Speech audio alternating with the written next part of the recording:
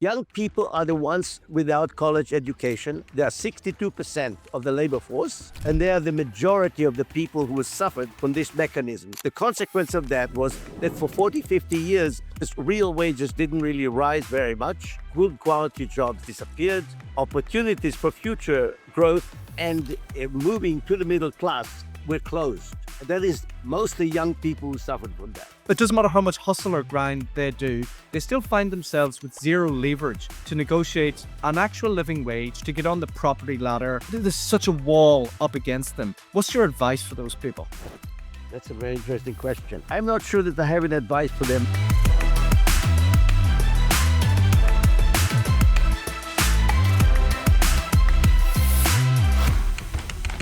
The American dream has shifted from a promise of upward mobility to a poverty trap for Generation Z, who find themselves entering a second Gilded Age where economic growth is hoarded by a technological elite. Now, in his provocative new book, Private Power and Democracy's Decline, Stanford economist Mordecai Kurz joins us today to explain why the combination of unregulated free market capitalism and the IT revolution has effectively locked a whole generation out of both the economy and the democratic process. Thanks, Mordecai.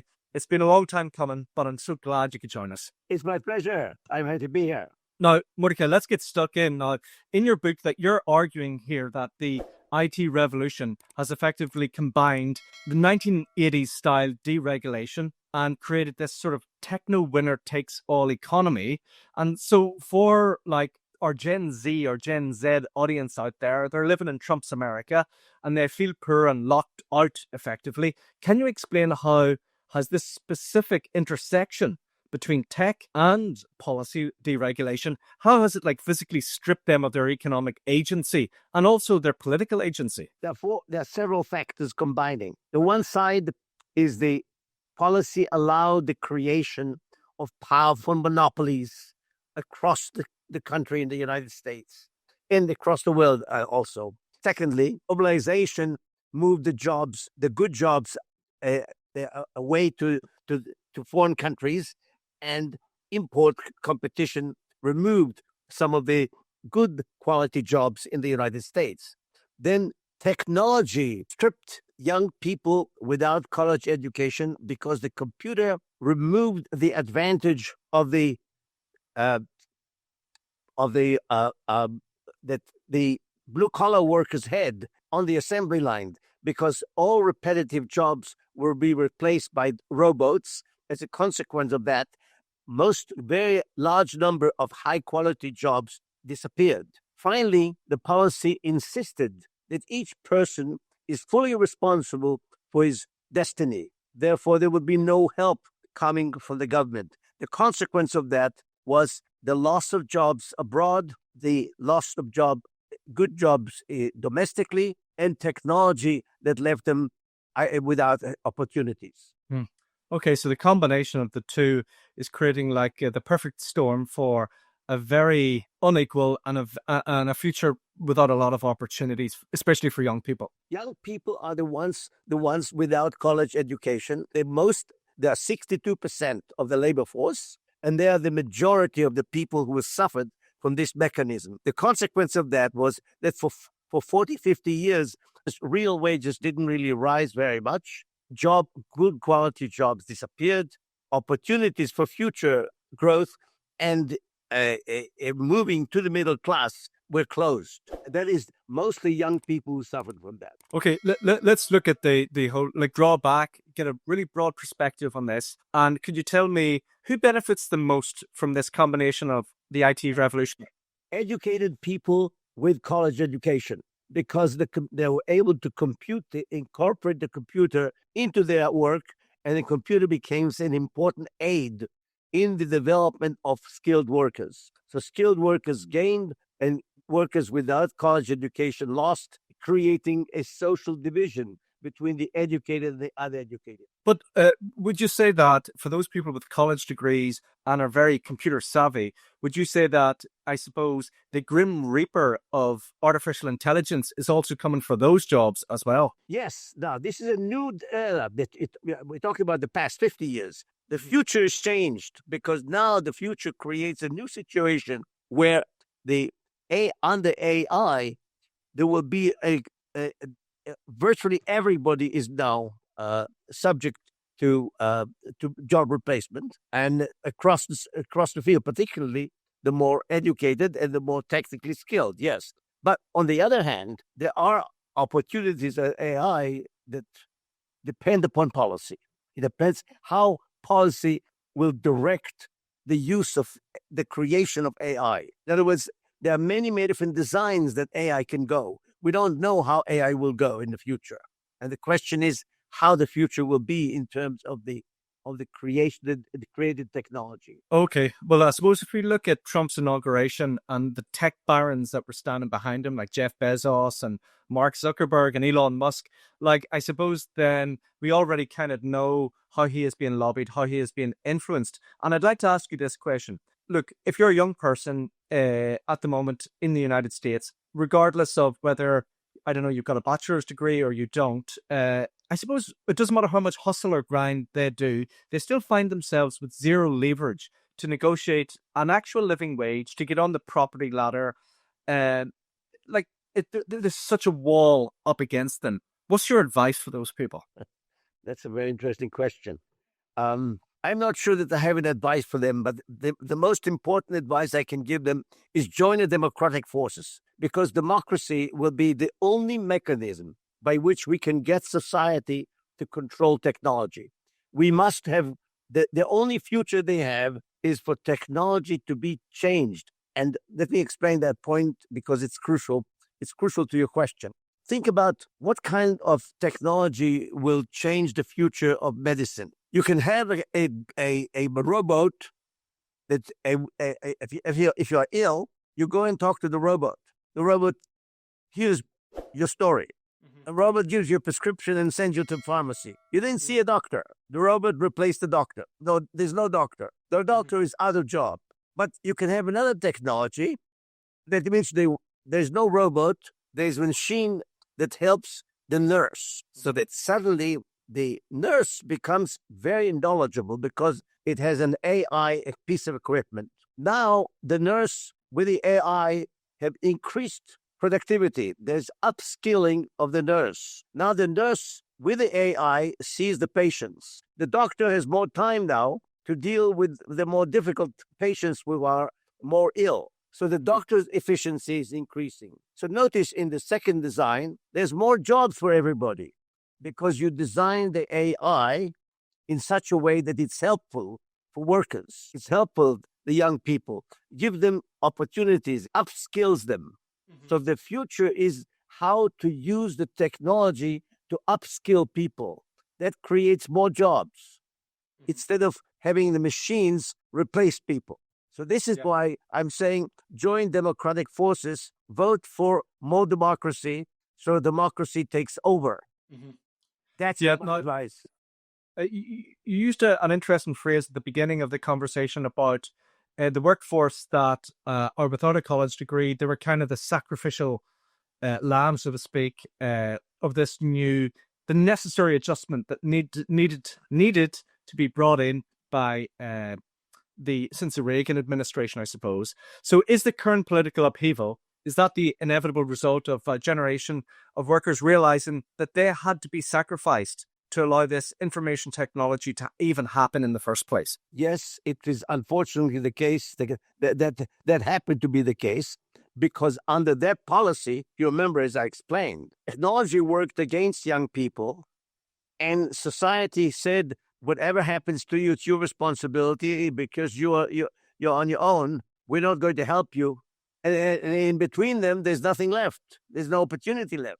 So the answer is yes. And you have to understand how these monopolies get created, because they created by technology being used by these companies to build their market power. Then, although patents are supposed to be short-timed, short period, but they are not, because there are many strategies firms use to make this market power, monopoly power, permanent. They have updates, technology, they buy their competitors, they buy information, they acquire information, and in this digital age, they have the advantage of scale because the computer enables economies of scale so that incumbent firms become entrenched. Therefore, that monopoly power has to be stopped. The only way it can be stopped by policy. Again, coming back to the same point, that young people have a chance only if technology will be made to be serving people and policy serve people. And that is something else that we can talk about. Yeah, that is, isn't it? Because there's big lobbying groups and big funders of political parties that would have the opposing view. And I suppose when you're talking about what policy are we talking about, like antitrust laws to break down monopolies? Well, no, it's complicated because these monopolies are based on legality because they are based on technology, and technology is something that they own. Therefore, the current law they are legal. The antitrust that I'm advocating is antitrust that should prevent them from creating to begin with. In other words, you want to allow innovations, you want to allow people to innovate and receive monopoly power for a short period, but you want to be short and limited, not long, not entrenched. You want to prevent the entrenchment. So that policy that I'm talking about is preventing the entrenchment of monopoly power. But we want to have innovations, but without entrenched monopoly power. Well, there's monopolies in so many industries these days when it comes to, and I suppose they're controlling the spread and the distribution and also how people consume the information that they take in. Like, for instance, we all consume our information through different silos these days. Somebody's in X.com or Twitter, another person's in LinkedIn, somebody else is using Facebook. I suppose, can you describe practically and give an example of how a new landscape could look where we are not subservient to different monopolies? I can't imagine that. I imagine a system in which we, as a democratic force, control these monopolies because we understand that they are created on the basis of innovations. Innovations give them the initial monopoly power, and we cannot take them away because we need the innovations. There's a fundamental tension between the need for innovations, which creates monopolies, and the entrenchment, which is competition. There's fundamental tension between competition and innovation. You need to balance it. You want society to balance the two, make them sensible. You don't want to be extreme. So the future is democracy controlling technology and maintaining more competition than today, enabling younger people better jobs and better opportunities. All of that is one package. Yeah. Okay. Now let's move on. One of your core proposals in the book is preservation of livelihood framework. Okay, so we need to expand on this here. Can you explain how this would practically stop the systemic destruction of jobs by AI, by automation, by monopolies, by all the things that we have discussed? And, why also do you believe the government has a public obligation to restore the livelihood of any worker that is being displaced and are being displaced by technology? Yes, exactly correct. They said that I already began to talk about it before.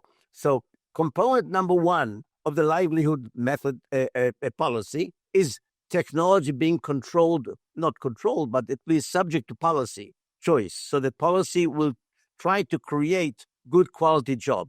Secondly, if you get displaced, according to my system, if you get displaced, then society has an obligation to reskill you. Not just finding a job, but reskill you.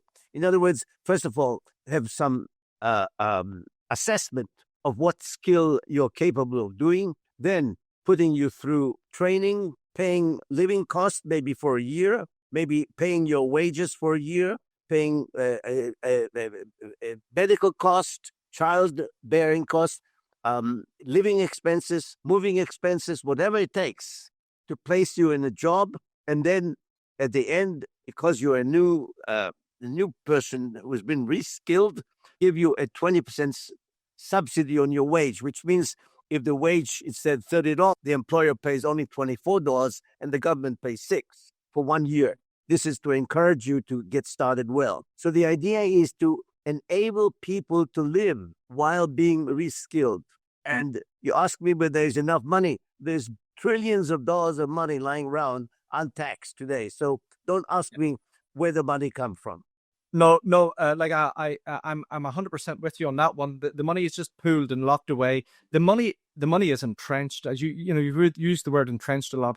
The money is firmly entrenched, and we just need to try and free that up a little bit with, I suppose, a little bit more creative tax laws. But at this moment in time, with the current administration in the US, I can't see them pivoting, towards like a more human-centric approach, as you said. Mordecai, I'd love to ask you, have you spoken to policymakers? Like, what is the appetite to really, really, really try to meet this challenge? Mass unemployment because of technological and artificial intelligence innovation is happening at the moment and is going to happen much more rapidly in the future. I believe that there is a very, very widespread understanding in America that something radically has to change. Something radical has to happen. The situation that the Trump administration is not going to do anything, and they're not going to improve the lot of the people who are supporting them.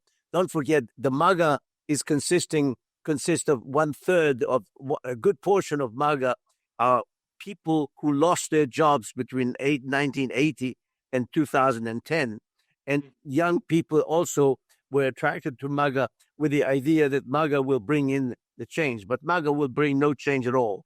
I think that when Trump leaves the political scene, MAGA will implode and will have nothing but confusion for a while. But there is a yearning for more community, more recognition that human beings are not just people who live in their own on their own in an isolated sphere, but they are interdependent and they need help sometimes. And society should help whenever a person needs help.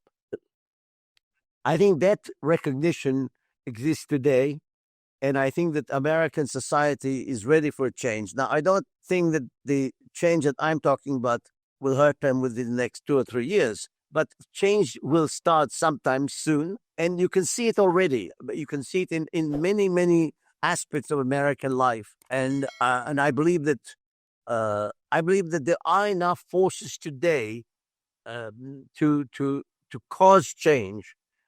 I've already spoken to some politicians. Some politicians have become interested in my book. In fact, some politicians in California have approached me recently for discussion on this matter because they're interested. They're looking for new ideas. Right. This is the new frontier. Okay. Now, so Trump. Let's talk about what happens when Trump leaves the political scene. Okay. We've had Trump tariffs, and I suppose that was his blunt way of trying to deal with jobs being globalization, jobs going overseas, and he wanted to bring manufacturing back, and he wanted to fix things that he saw that happened in the 1980s. Okay, so but let's look. Trump leaves the political scene. He's basically thrown a hand grenade in, and you had Musk and cutting all sorts of welfare coming in, and then also you had the Trump tariffs, and you have AI, and you have all these problems. What's your prognosis of the next decade? What? Yeah, I see a crisis coming. All these forces will come into a collision because they're colliding with what I'm talking about. Inequality is unacceptable today. The amount of the degree by which wealth, we're talking about one person becomes a trillionaire.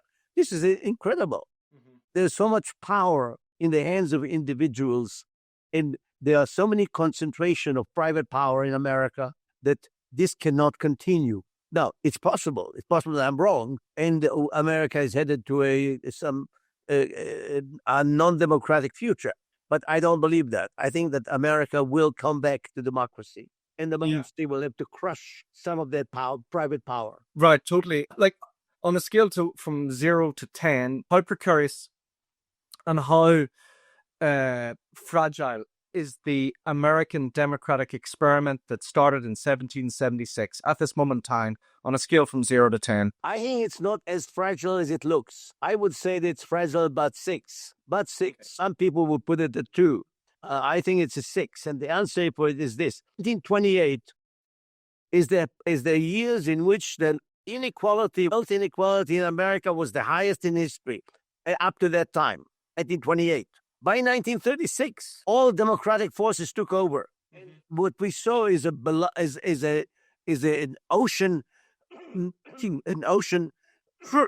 of labor innovations, legislations, which legislated democratization of labor force, and various laws that supported unionizations. And this sets in stage a century of democracy and equality in the United States. So it didn't take very long. So the opposition is not as strong as it looks. Okay, no, but that's kind of hopeful. And I suppose you mentioned there FDR and the Tree Army and all those different things that came in with the New Deal. Now, do you believe Gen Z can ever be re-empowered without a total dismantling of this neoliberal architecture that began in the Reagan era? Yes, absolutely. This architecture is completely dead. Will never. It has not served, but it has created, but nothing but the greatest inequality in American history, which is actually repetition. I'm not quite sure. It's a repetition of the inequality of the first Gilded Age of between in 1880 to 1910 or so. The same thing would be up today. The amount of monopoly profits out of corporate income was about 30% in 1900. It's about 25% today, which is about the same. Yeah, that's shocking, actually, the way we've kind of regressed. Now, I suppose audiences watching this, Mordecai, are, the Gen Z audience are going to be watching this. They can't get a mortgage. They're getting paid way below a living wage. They're not very hopeful for the future. But so what they're going to be asking to the computer screen or whatever screen they're watching this on is, what can I do? What can they do at this moment in time in the USA? You've talked about joint democratic movements and stuff like that, but what does that look like? What does that look like at the moment? Being active democratically, being informed of the truth, ignore all kinds of conspiracy theories, understand the politics, vote for people who are in your favor and who will help you. Many workers today are supporting Trump, and Trump will not support them. His workers are not voting for the people who will help them. So in addition to that, there are many, many skills that can be upskilled. So learn those skills. Try to acquire the skills that can be upskilled with technology. And that's another thing that is useful to think. You don't need college education to have a good job. There must exist lots of other jobs that can be upskilled today and can serve better the young people in the future. Yeah. No, I like what you said earlier about the nurse. The nurse's job isn't going to be replaced by AI. The nurse's productivity is going to be enhanced by the AI working alongside the nurse, like a compatibility thing. If the AI is designed that way, you have to make them design that way.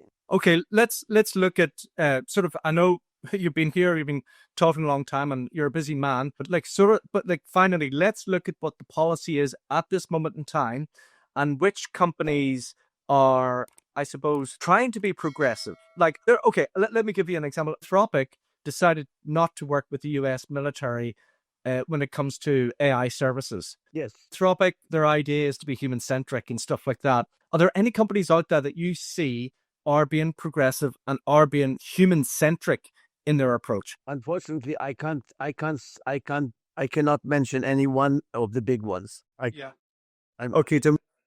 don't. I'm sorry, I don't. They're just not. Okay, so we're not seeing anything there. Okay, I don't see anything there that it would be helpful. No. Yeah. Okay, so lastly then. If anything, Silicon Valley has become very entrenched with the idea of the superiority of the technologists. The technologists will be the future, and the rest of us will be just a little pieces playing elements in the game. Okay, can I focus on that? Now, if we don't get it right, and if people don't sort of get out and get involved in the democratic process and democratic movement and really make technology work for them, are we destined to, I suppose, sleepwalk into technocratic dystopia? And what does that look like? Well, it's well described by the Manifesto.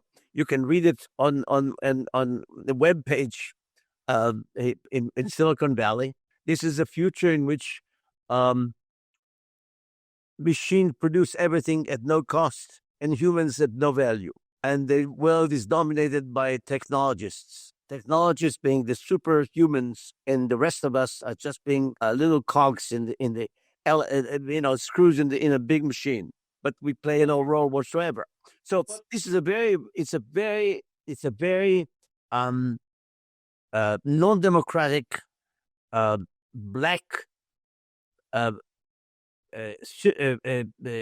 future that sees humanity essentially disappearing. Love, affection, feelings don't matter. Only technology dominates. But Mordecai, people like Sam Altman said that we are going to get some crumbs from this table because he's going to implement a thing called universal basic income. Yes, this is part of their superiority, their sense of superiority. They're going to have all the income, and they're going to give us some crumbs of that. And I say, no, I don't want that. I want to control you. I want you to do what's good for me. I want you to do what's good for humans. Society is here for humanity, not for the technology. Technology has no purpose whatsoever. Technology has a purpose only if it serves human beings. And they're not making the technology serving human beings today. They're making technology that will replace human beings. And this is where they're mistaken. That's what we must stop them. Mordecai Kurz, I hope everyone gets out and reads your book. And especially I hope the policymakers listen to your message. Thank you very, very much for coming on the Be Encrypted podcast. It was my pleasure to be here. Thank you. Bye. Thank you.